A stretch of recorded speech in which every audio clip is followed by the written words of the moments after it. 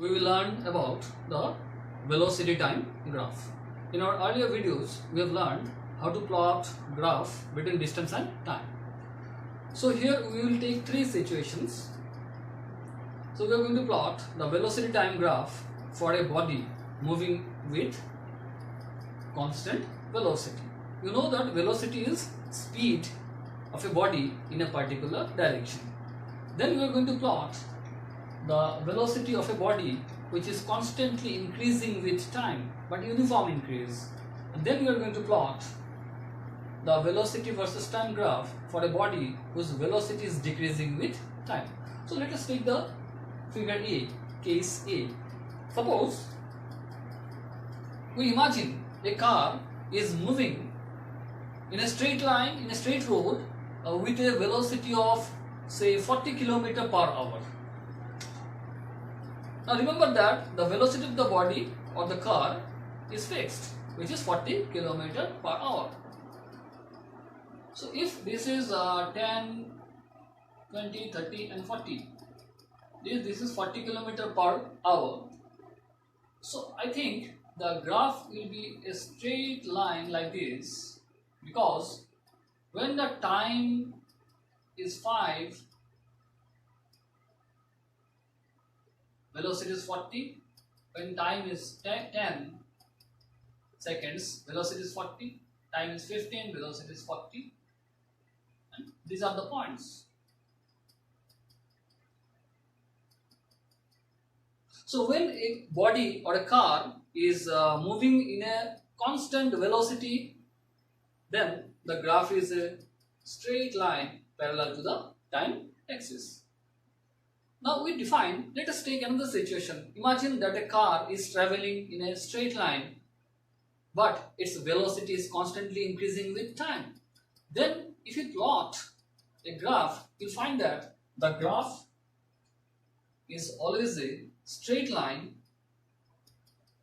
which is inclined to the time axis. Now suppose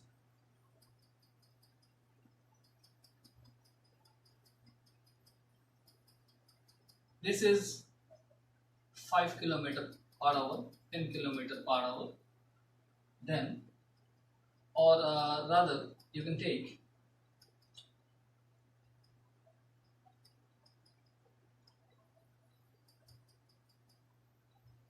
15 km per hour,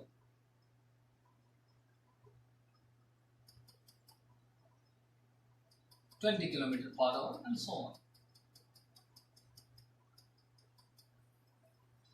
So this graph says that at a time of 5 seconds, the velocity of the car is 5 km per hour.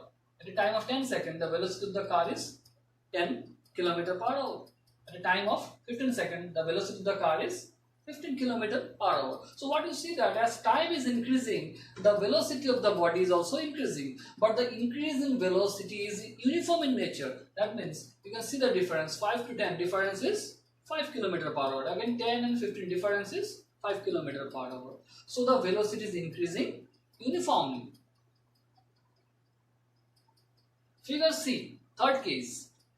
Let us see what is the shape of the velocity time graph if the velocity is decreasing uniformly with time.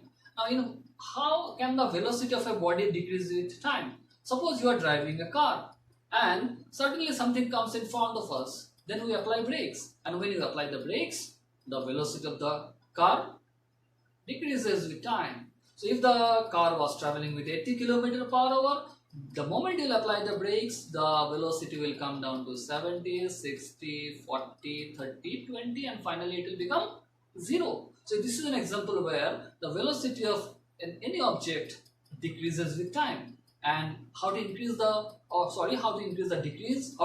velocity of a body? Then simply apply the brakes. In such cases, the graph is like this. So here maybe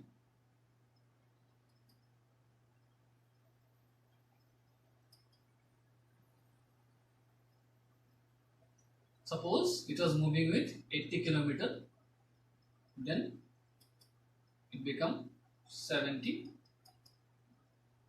60 like this. 50 and so on. So what you see here, that the velocity is decreasing continuously with time. So in such cases, the graph is again a straight line, but it is inclined downwards. Now here we define a term called acceleration.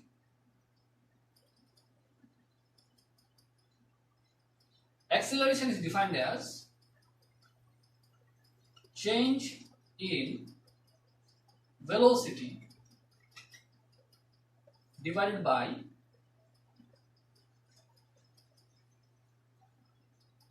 change in time, and acceleration symbol is A. So we define v2 minus v1 divided by t2 minus t1, and where v2 is your final velocity, v1 is your initial velocity. We will define three cases. Case 1, as in figure A. What we find here, that the velocity of the body is not changing with time. The body is moving with a constant velocity.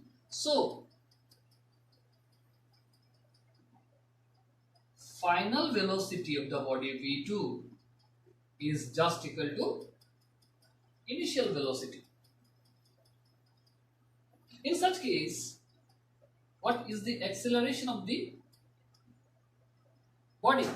So when the body is moving with a constant velocity, we find that there is no change in velocity. So the final velocity and initial velocity are same. So if we put it in this formula, we get acceleration to be 0.